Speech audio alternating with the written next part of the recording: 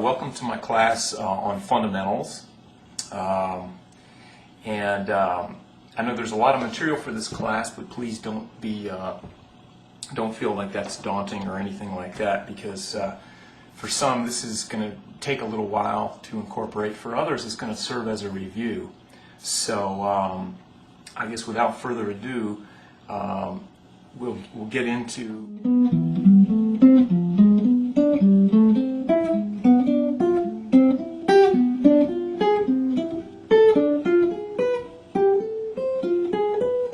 coming back down.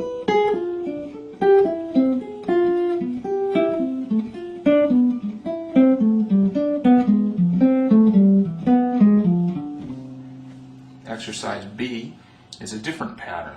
We got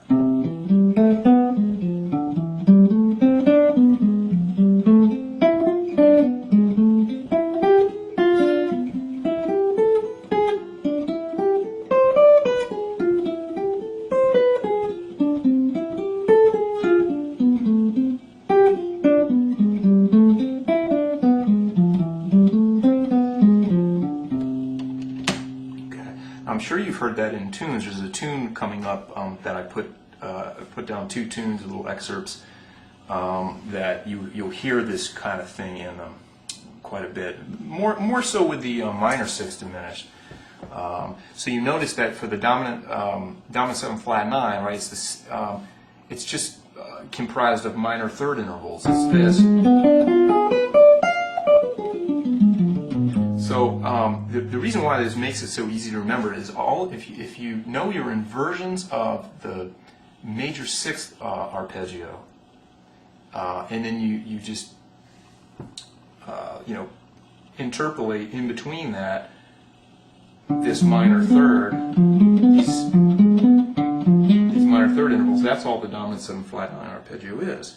So if we played our C6 arpeggio in root position, we get this: root, third, fifth, sixth, and if we start on the third, it would be third, fifth, sixth, root. It's like pentatonic sounding, right? It is pentatonic.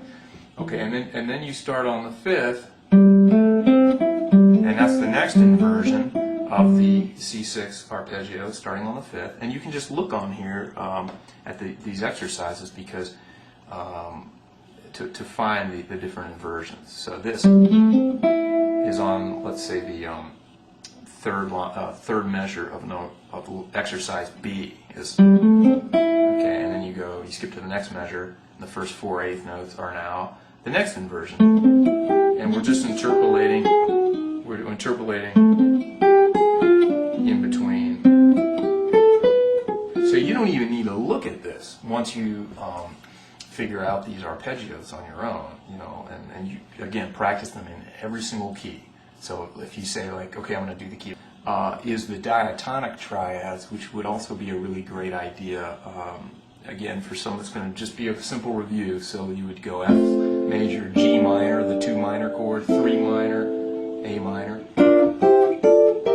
If you really want to get into this, George Van Eps's books are fantastic for that, and for so many other reasons. But it's great to get these under your belt. Okay, then come.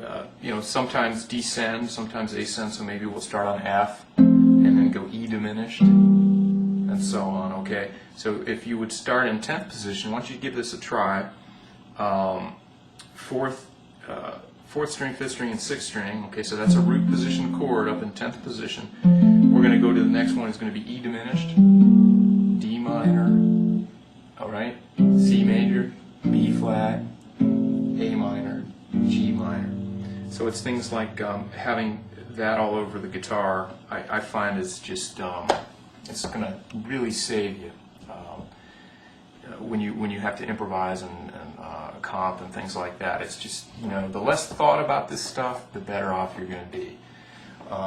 Another cool exercise is to maybe do this with string crossing. So we might go like, if let's say we're doing root position triads, we'll go F, G minor, A minor, B flat major. So we're doing them all in order, but we're crossing strings every time. F major, G minor, A minor, D flat major, C. Now Now you can try to trick yourself. Instead of going to this D minor, you can go C, D minor up there, just jump around as much as possible. Of course, the voice leading is still good. It's still smooth, right? C to D minor is perfect voice leading. It's just everything's going up a step, but you're moving your hand way up the instrument or down the instrument, and so on. So just suffice it to say that knowing the major and minor triads on the adjacent ones, on the adjacent strings, are very important before you really get into maybe fooling with the open ones. So let's just go down the minor triads real quick. If we do F minor, be top 3. Okay, let's play this with me. We'll do 2 beats each. 1, 2, 3, 4.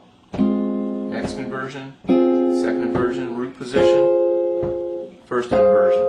Come back down, root position, second inversion, first inversion. Okay. So if you were following me, great. If not, then just there's a little work to be done. The next string set, 2, 3, and 4. We'll start with this F minor. 1, 2, 3. Root position. 1, 2. First inversion. Second inversion. Root position. Come back down. Second inversion. First inversion. Root position. Now we go to the 3rd, 4th, and 5th strings. F minor. Okay. 1, ready? 2, 3, play. 1, 2. Now root position. Now first inversion. Now second inversion. Go back down. And then we go to the lowest one. A lot of people make the mistake. I'll ask students, I'll say, could you play an F minor in first position? And they play this, they go. But we all know that that's a power chord. You need a third, right? You need that, and then you get a 4-note voicing. But we're talking about 3-note adjacent voicings. So the first one, A flat on the 6th string, C and F. A flat, C and F. Okay. So that's going to be your lowest one on adjacent strings, and that's in 3rd position, and it's a first inversion because F is on the top and 3rd is on the bottom. Okay, ready? 1, 2, 3, play. Second inversion, right, and root position. So we got 2.